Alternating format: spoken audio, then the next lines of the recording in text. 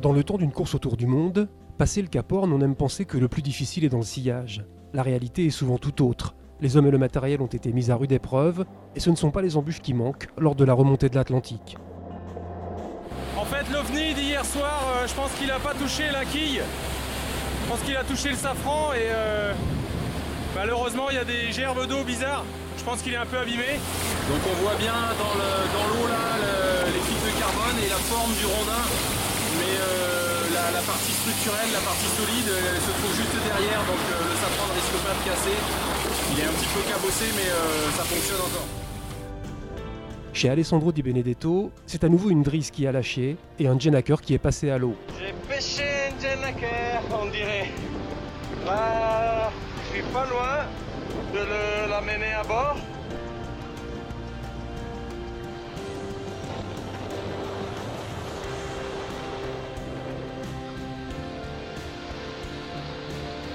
Et il reste encore quelques mètres à récupérer, mais la voile, elle est déchirée de partout. Maintenant, il faut renvoyer la grande voile. Allez, au travail. Au winch. Rythme de respiration. Après l'effort, le réconfort, et pour le franco-italien, le réconfort, c'est presque une évidence. Des fois, je vais manger des pâtes, je ferai des pâtes peut-être. Et après quelques heures de travail. Au 70e jour du Vendée Globe, pendant que le froid et la neige se sont abattus sur le PC Course à Paris, Arnaud Boissière tient des propos qui dégagent un peu de chaleur. Je suis passé très près du Cap Frio, là, au Brésil, là, à côté de Rio. C'est un petit peu compliqué avec des pêcheurs, des cargos. J'ai même vu un feu d'artifice sur la côte. Moi, je vais même arriver un jour à un bateau de croisière pour pouvoir m'arrêter en tout cet endroit-là où je ne suis pas arrêté, donc ça donne envie. 650 000, c'est l'écart latéral qui sépare Arnaud Boissière 9e de Javier Sanso 8e, l'Espagnol, dont l'option était d'aller plus au large. J'avais pris la décision d'aller un peu plus vers l'est pour essayer d'attraper les vents d'est le plus tôt possible.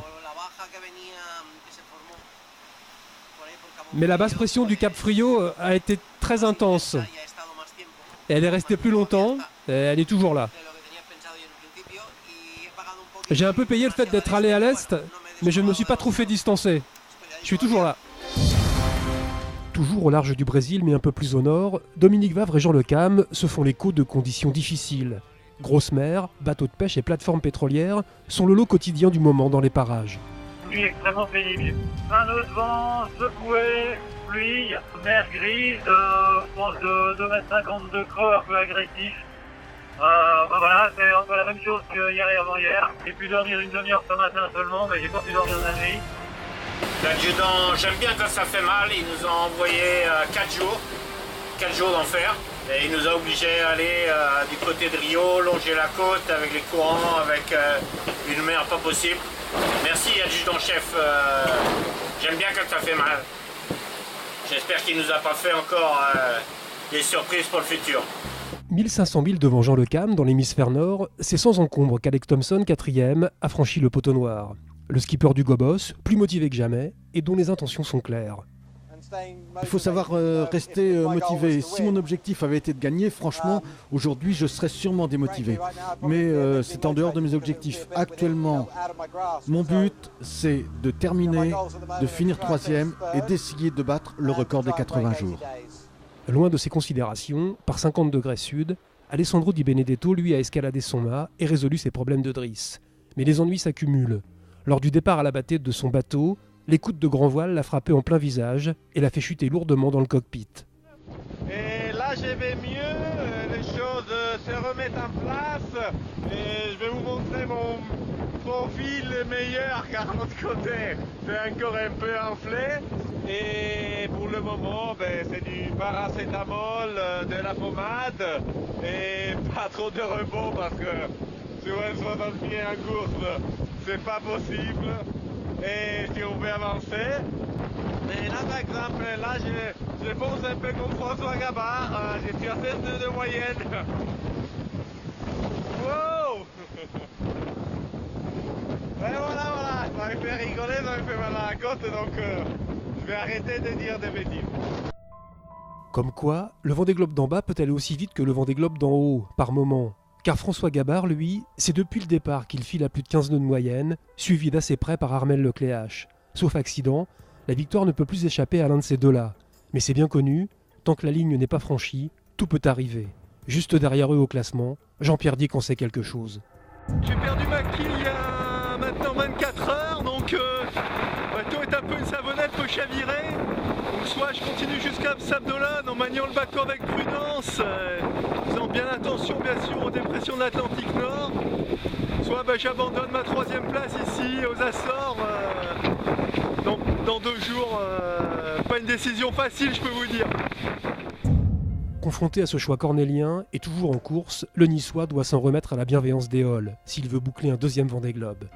Tout comme Armel Lecléache, mais pas pour les mêmes raisons à l'approche de l'anticyclone des Açores. Entre préservation du matériel et analyse météo, le skipper de Banque Populaire se triture les méninges. Normalement, François a commencé à ralentir un peu. Après, il va retoucher le vent aussi avant nous normalement. Donc, on va espérer, en étant un peu plus dans l'ouest, avoir un peu plus de pression plus longtemps. La fin de course risque d'être assez rapide, surtout agité, parce qu'il y aura du portant assez fort avec de la mer. Donc, il faudra être vigilant. Il y aura pas de sortie de route, notamment dans le golfe de Gascogne. Depuis le 8 décembre, le Vendée Globe n'a pas connu d'autres leaders qu'Armel Lecléache et François Gabard.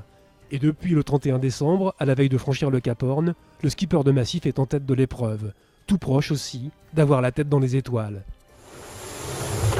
Et voilà, un joli petit coucher de soleil.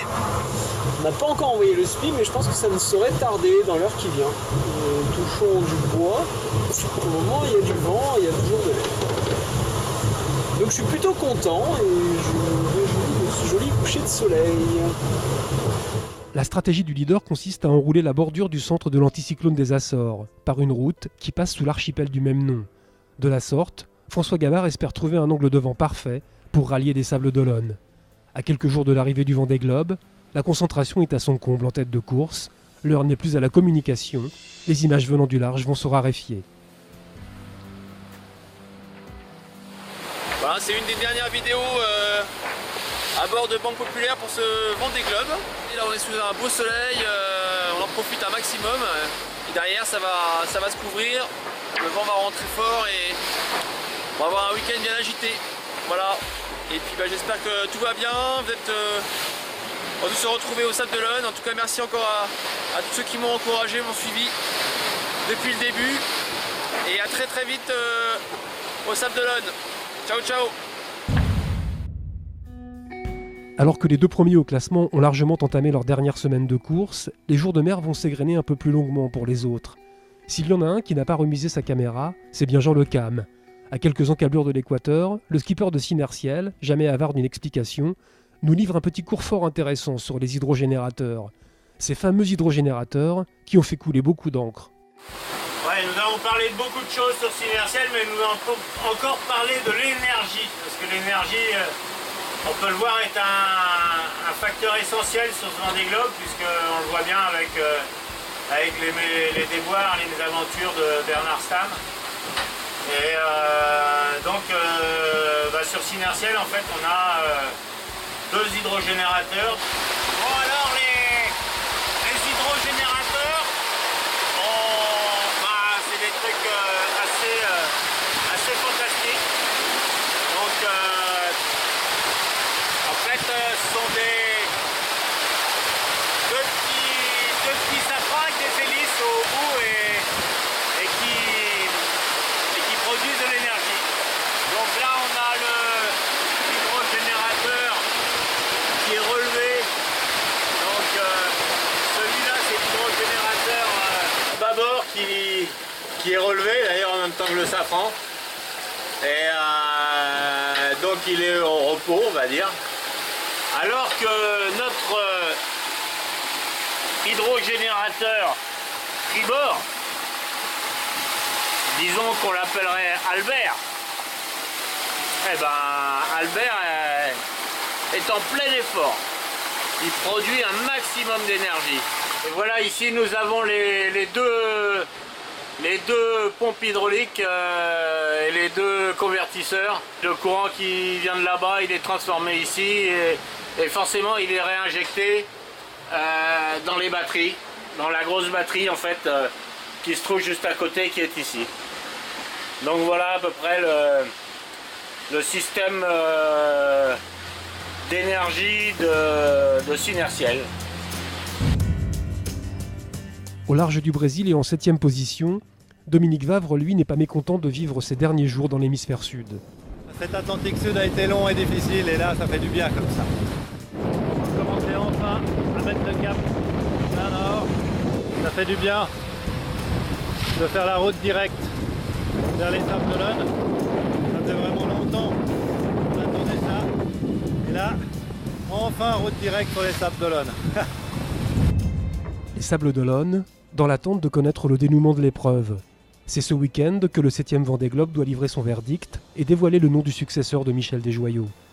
Dans tous les cas, un marin d'exception qui aura bouclé la boucle en moins de 80 jours et pulvérisé le temps de référence du dernier vainqueur, soit 84 jours. Selon François Gabard, qui semble être le mieux placé pour succéder à son mentor, les raisons d'un tel bond en avant peuvent s'expliquer.